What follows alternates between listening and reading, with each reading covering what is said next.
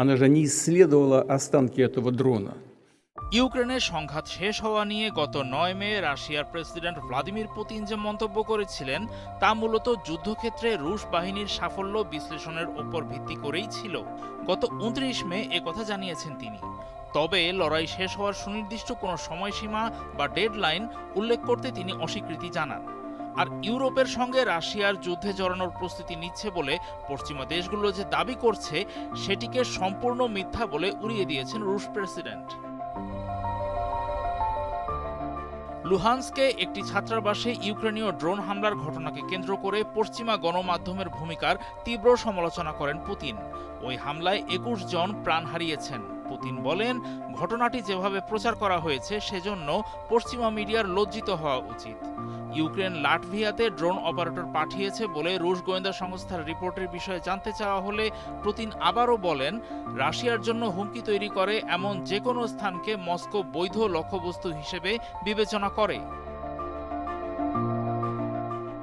হুঁশিয়ারি দিয়ে president Putin আবারও বলেন, রাশিয়ার ছিটমহল কালিনিনগ্রাদে যারা হামলা চালানোর চেষ্টা করবে তাদের ধ্বংস করার জন্য প্রয়োজনীয় সব ধরনের উপায় বা সক্ষমতা রাশিয়ার রয়েছে। চলতি মাসের শুরুর দিকে লিথুয়ানিয়ার পররাষ্ট্রমন্ত্রী কেস্তুতিস বুদ্রিজের একটি মন্তব্যের জবাবে রুশ প্রেসিডেন্ট এই হুঁশিয়ারি দেন। বুদ্রিজ বলেছিলেন, ন্যাটো কালিনিনগ্রাদে প্রবেশ করতে সক্ষম, মস্কোকে ন্যাটোর তা দেখিয়ে দেওয়া উচিত। পুতিন সাফ বলে দিয়েছেন, ইউরোপের বিরুদ্ধে রাশিয়া যুদ্ধের প্রস্তুতি নিচ্ছে বলে পশ্চিমা দেশগুলোর দাবি পুরোপুরি মিথ্যা। তিনি বলেন, তথাকথিত রুশ আগ্রাসী পরিকল্পনার সঙ্গে জড়িয়ে এই মিথ্যা রটানো হচ্ছে। এটি একটি অপকৌশল এবং চরম মিথ্যাচার। রাশিয়া কখনোই ইউরোপীয় দেশগুলোকে হুমকি দেয়নি এবং দিচ্ছেও না, জানিয়েছেন রুশ রাষ্ট্রপতি। রোমানিয়ার বহুতল আবাসিক ভবনে বিধ্বস্ত হওয়া ড্রোনটি রাশিয়ার ছিল কিনা তা এখনই নিশ্চিত করে বলার সময় আসেনি উল্লেখ করে পুতিন ইঙ্গিত দেন যে এটি ইউক্রেনের ড্রোনও হতে পারে।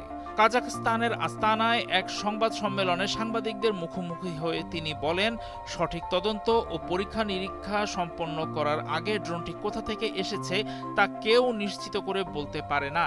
তিনি মনে করিয়ে দেন, এর আগেও ফিনল্যান্ড, পোল্যান্ড এবং বাল্টিক দেশগুলোতে ইউক্রেনীয় ড্রোন দেখা গিয়েছিল। ইউরোপীয় কমিশনের president Ursula von der Leyen ওই ঘটনাকে রাশিয়ার আরেকটি সীমা লঙ্ঘন বলে অভিযোগ করেছিলেন। পুতিন তার ওই মন্তব্যের তীব্র বিরোধিতা করে বলেন যে ভন ডার লায়েন নিজে ড্রোনের ধ্বংসাবশেষ পরীক্ষা করে দেখেননি। পুতিন পরামর্শ দেন, রোমানিয়া যেন ওই ঘটনার তথ্য এবং সম্ভাব্য ড্রোনের টুকরা বা ধ্বংসাবশেষ রাশিয়ার সঙ্গে শেয়ার করে। এতে মস্কো নিজেরাও একটি তদন্ত পরিচালনা করতে পারে।